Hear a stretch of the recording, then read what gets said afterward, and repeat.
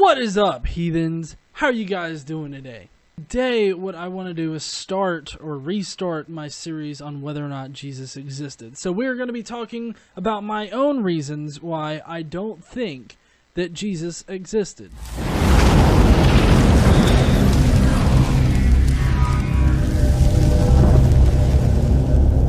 Now, I say that, I don't think that Jesus existed. It doesn't matter what you think!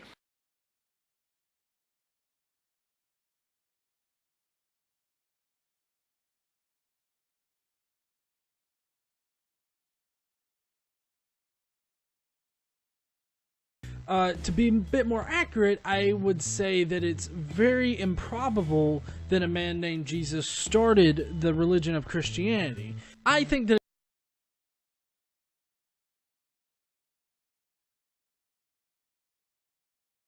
it's more probable that an amalgam of different people created saviors based on these scriptures and created the Jesus character, which eventually through Christianity taking over the government bodies of the time and important people in the right places, being Christians, I think that through all of that it finally evolved into the Christianity of today.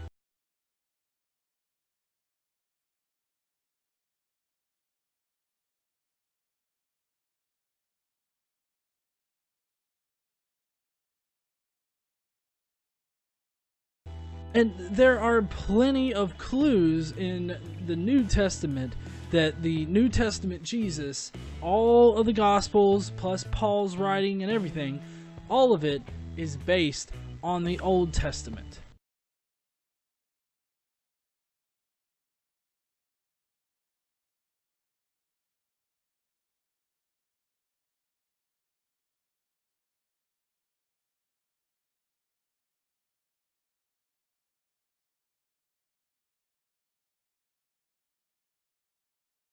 One of the more popular appeals to historicity is the prophecies that are supposedly laid out in the Old Testament.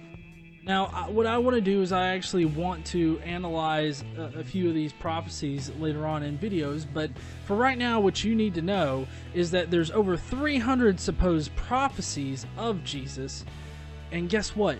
He nails every single one of them. If that doesn't make you raise an eyebrow over whether or not he's a historical figure,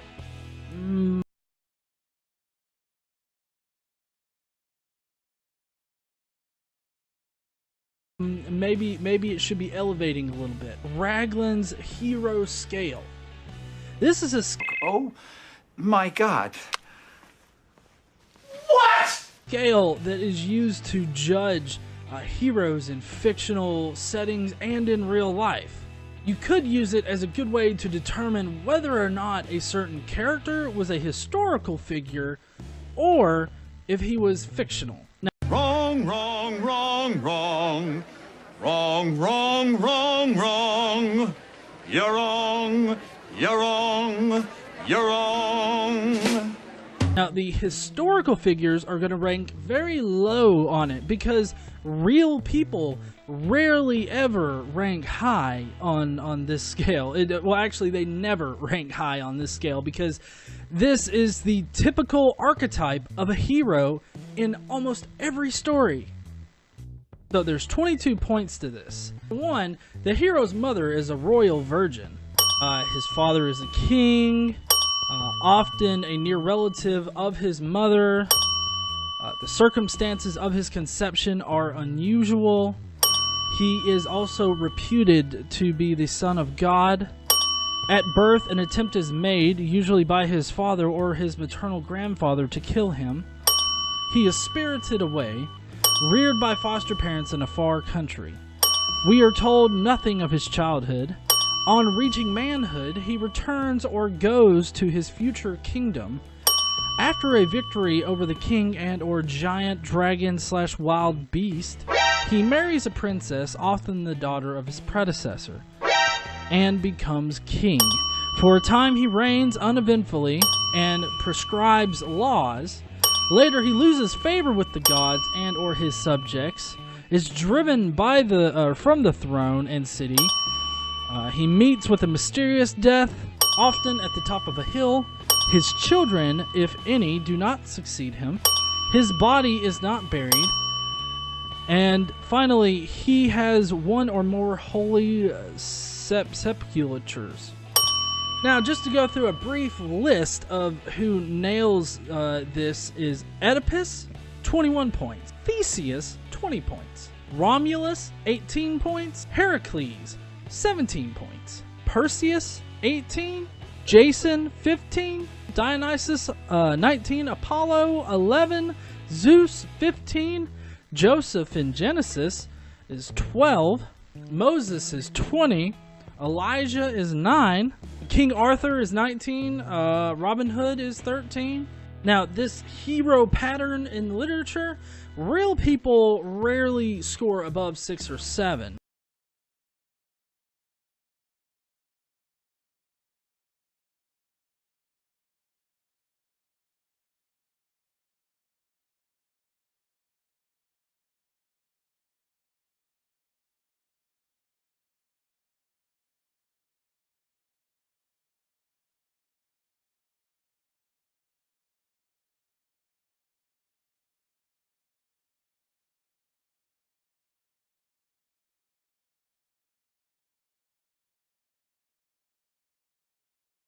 So anything above that line is going to be literature, or it's going to be fake. But you know what Jesus Christ scores on this? The exact same as Moses, 20 points. So of those 20 things that describe a hero in literature, Jesus hits on every one of them but 2. So now, that is just one thing that points me towards thinking that Jesus wasn't a real person.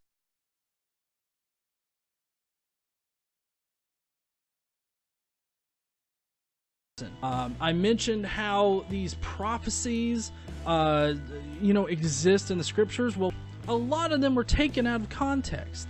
What you have is a Jesus of the New Testament that hits all of these prophecies that some of them weren't prophecies. Like, they weren't meant to foretell anything.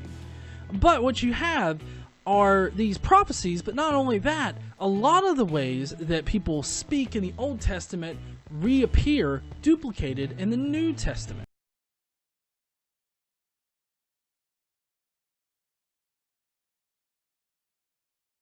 A good example here would be the book of Daniel, when he's thrown into the lion's den and left there to die, eaten by the lions. That entire story is a blueprint for the resurrection. There are many more examples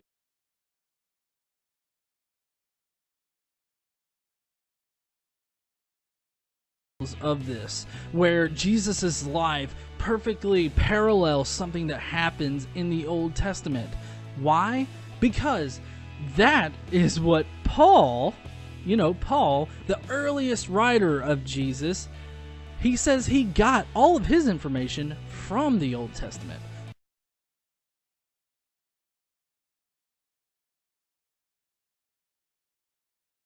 From the scriptures, from the prophecies, and from a vision, because, he's psychotic.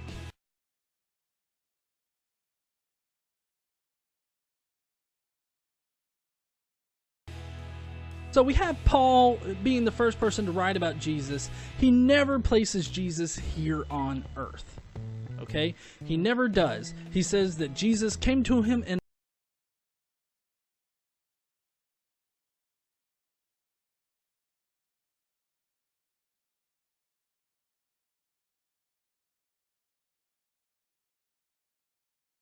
a vision and revealed to him his gospel. And then he also got his information from the scriptures. Like, those are the only places that he ever mentions learning about Jesus. So, Jesus was never a physical person here on earth, according to Paul.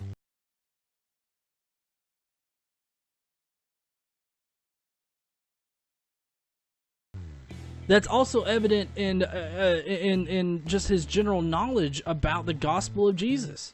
Because it's a very basic gospel Just that he was born, persecuted, pinned to a cross, died, and resurrected. I mean, that's basically Paul's Jesus. It doesn't go into any of the kind of things that the other Gospels do. Well, I mean, the actual Gospels. Because, you know, Paul didn't write a Gospel. He has epistles.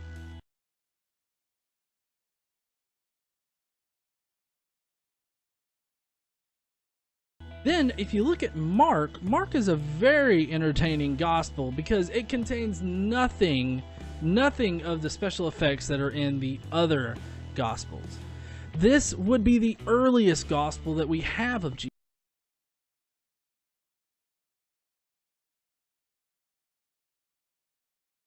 Jesus. And it's been changed. Like, there's a whole ending of Mark that got tacked on later. Matthew, he was very displeased with Mark's Gospels, so he's like, oh, I've got to fix this right now.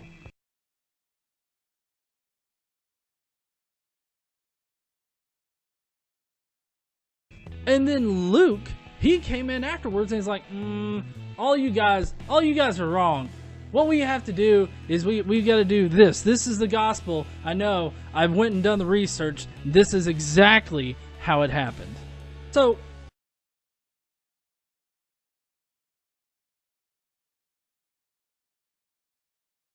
really what you have here for the evidence of Jesus is you have Paul's writings, which don't even put him here on earth, and then you have the Gospel of Mark, which it has obvious references to the Old Testament, has obvious references to everything contained in it. All the prophecies, well, all the prophecies that Mark, or the writer of Mark, thought were actual prophecies. You also have the apologetic of people quoting like non-Christian sources, like you have Josephus, you've got Tacitus, and all this other stuff.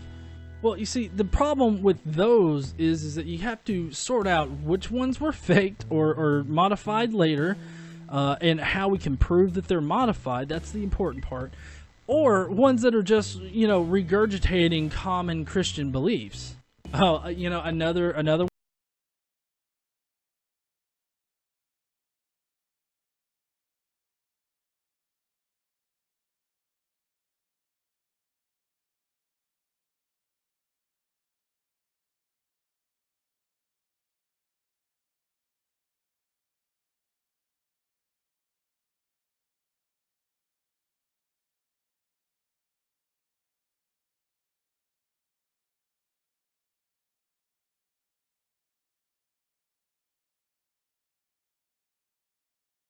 one is saying that, oh, people wouldn't have died for a lie. Okay. I don't think that Paul thought it was a lie. I think that he actually thought Jesus rose from the dead, even though he doesn't have any proof for it. He just has a vision when, I don't know, maybe he was having like a seizure or something like that. Although, quite interesting here, Paul's recollection of how he saw Jesus and was given the gospel is the exact same as how Romulus appeared to this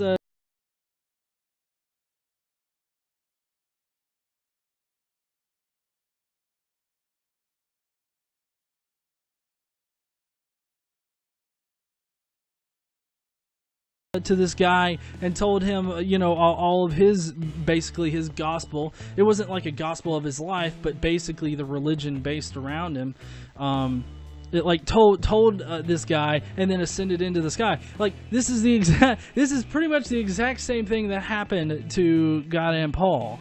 To summarize here, what I think it should really give you an indication as to whether or not you should question the historicity of Jesus is the fact that there's a blueprint in the Old Testament that the New Testament writers, even though they took them out of context, they transposed those prophecies into the New Testament in ways that we can detect.